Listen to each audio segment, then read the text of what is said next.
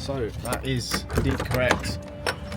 My car is buggered per se at the moment, so we're gonna have to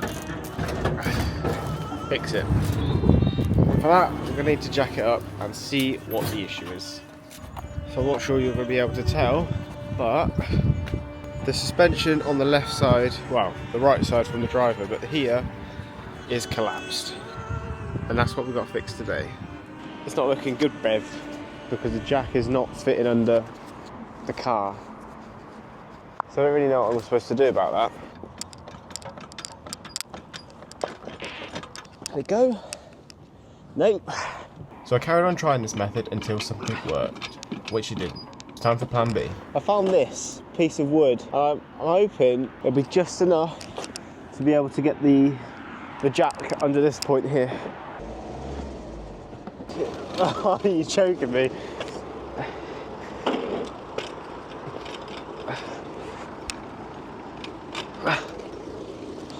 Yes!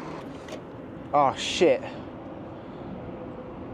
I haven't loosened the bolt shut on the wheel. I couldn't get the tyre off with the iron bar that I had. So I bought a breaker bar from Halfords. While we're going to pick up the spring, I'll collect that as well. We've got some impact pieces I think I got, a breaker bar. I also got something else from Halfords, I can't remember what, but it was important. Oh, spring compressors. And then I've also got the spring from GSF car parts. So secured the spring, the less you first, the spring, not really sure with the band, but we'll move. We'll get on the car and we'll see what happens. But speaking of which, look at the state of this. Look, it's just so dirty on the outside. I mean, oh, it just makes me sick to the stomach. The issue is though, is that obviously with my BMW out of action, I've not really got a choice because I've still got to go to work, I've still got to run errands and stuff like that. And honestly, this morning, the weather was awful, like the worst it's ever been for such a long time. So I've got all the supplies here. Standard procedure for me. I might even go to Tesco, get a cheeky meal deal. I haven't eaten yet. Oh, that's it, the car's dented. I trusted this tape too much, it just snapped off of here. Oh. So once I used all my superhuman strength on these wheel bolts and also jacked my car up, it was time to put the jacks underneath. Right, I'm going to scratch that pan. I'm going to just lift it from the other side. And then something bad happened. Oh, fuck me. So as you can hear, there was a little bit of a crunch, and you'll never guess what it was. Don't know what that was. Not sure I want to know either. Oh, fuck. I know what it is now. Oh, no. And yes, I did put a hole in the side of my car. Because I was on a fairly tight time frame before nightfall, I unscrewed the rest of the bolts and got the wheel off so we could start by inspecting the spring. There you go. I've got a hat because I've got a bit chilly. But if you see, look, the spring is completely on its own here.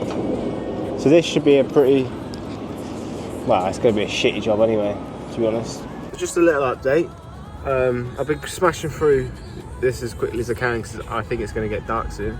The caliper is off and it's rested on this box. Obviously this little bracket thing's off. I've taken this wheel liner out and just loosened off the wishbone bolt as per the YouTube video. I've taken off the nut for this bolt. Now I'm just going to tap that through, and then we should be able to loosen these 3 bolts here, and we should be able to release the suspension unit. We'll see how it goes.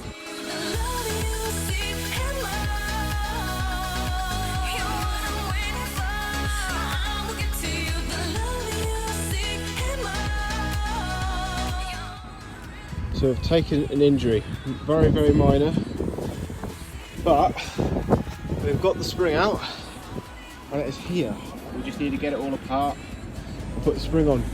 So I've just got the top off, and I had to be a bit clever because the impact socket was too short and not skinny enough, so we had to use a spark plug socket. Luckily I had one available, so I've had to use the impact on the spark plug just to crack it, and then I did the rest by hand. This should just come apart now in pieces.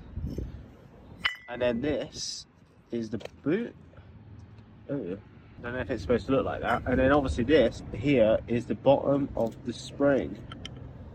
So that goes over there in the scrap bin.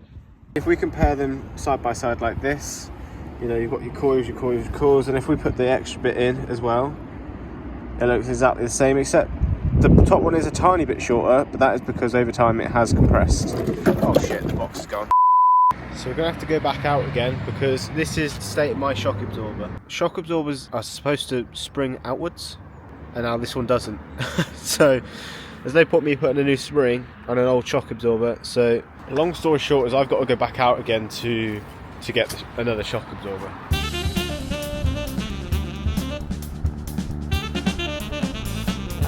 Secured the goods. Wow, good. Single shock absorber, front right. This Euro car parts is always like, it says click and collect, so like in Halford it was basically ready for me to pick up when I got there.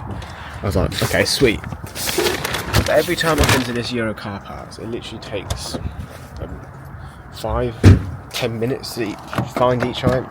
It's so frustrating. So we have got the new shock. You can see this one is fully in, and I showed you earlier, right? So this one now springs back. Much nicer than our other little friend. So being the first spring I'd done at home on my own, it took me a couple of hours to figure out how to do this without actually killing myself, and I took it inside because it got really dark really quick. So I've had to put these spring compressors back on because I'm not actually getting under the wheel arch. So yeah, this is another learning experience that I did not know I needed to do beforehand, but we move.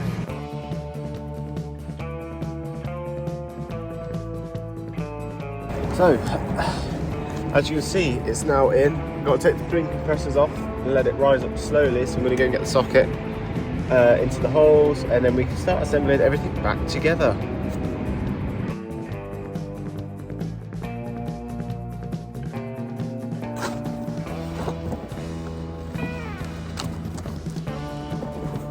So I was just putting this back together. I noticed that the black cap to cover the bearing is missing. And I have no idea where it is.